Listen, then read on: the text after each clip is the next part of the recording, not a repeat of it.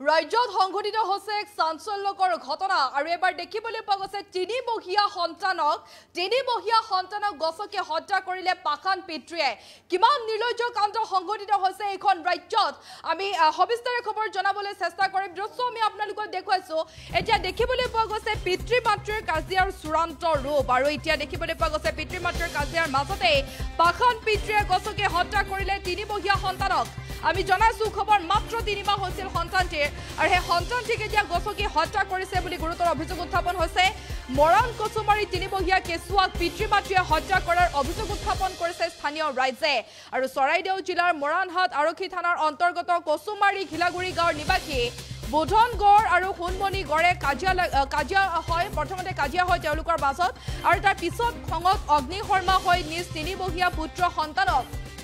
গছকি হত্যা কৰাৰ অভিযোগ উত্থাপন কৰিছে স্থানীয় ৰাইজে সন্ধিয়াৰ ভাগতে ঘটনা সংঘটিত হৈছে আৰু সন্ধিয়া নিজ বাসগৃহত কণমানিটিক হত্যা কৰাৰ খবৰ কচুমাৰী গাঁওৰক্ষী বাহিনীক খবৰ দিয়াত ইতিমধ্যে গাঁওৰক্ষী বাহিনীৰ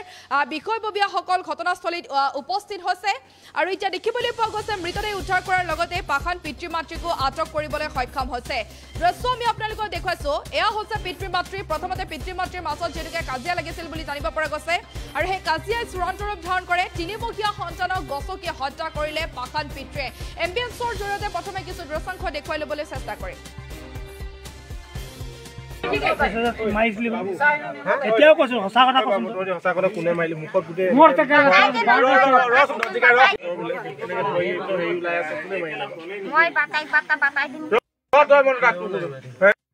কোনো নাই এনেকে ধৰিলে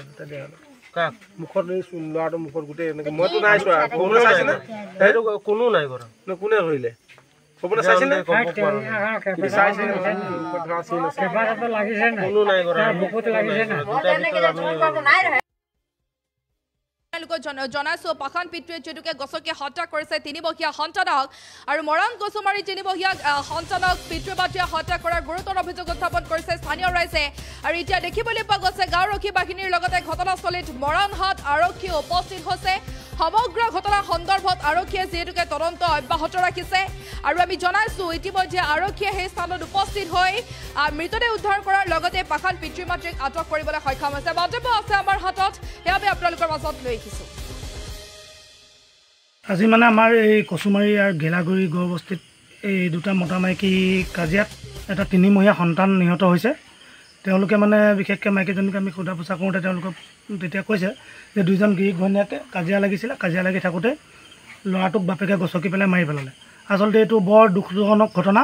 আৰু বৰ অমানৱিক ঘটনা এইবিলাক ঘটনাবিলাক আচলতে হ'বলৈ পাইছে আমাৰ আটাইতকৈ ডাঙৰ কথা হৈছে ইয়াত চুলাই মদৰ যিখিনি অবৈধ ব্যৱসায় চলি আছে এই অবৈধ ব্যৱসায়খিনিৰ কাৰণে গোটেই সামাজিক পৰিৱেশটোৰ পৰা আৰম্ভ কৰি গোটেই ইয়াত মানুহ থাকিব নোৱাৰা অৱস্থা এটা সৃষ্টি হৈছে গতিকে এনেকুৱা ঘটনা যাতে অতি ভৱিষ্যত দিনলৈ নহয় তাৰ বাবে প্ৰশাসনক অনুৰোধ জনাওঁ ইয়াৰ জৰিয়তে যাতে এই যিখিনি অবৈধ চুলাই ভাটি আছে এই চুলাই ভাটিখিনিৰ ওপৰত বিহিত ব্যৱস্থা গ্ৰহণ কৰিব লাগে আৰু আমাৰ সমাজখন যাতে সুস্থ সবল হৈ থাকে তাৰ বাবে তেখেতলোকে চেষ্টা চলাব লাগে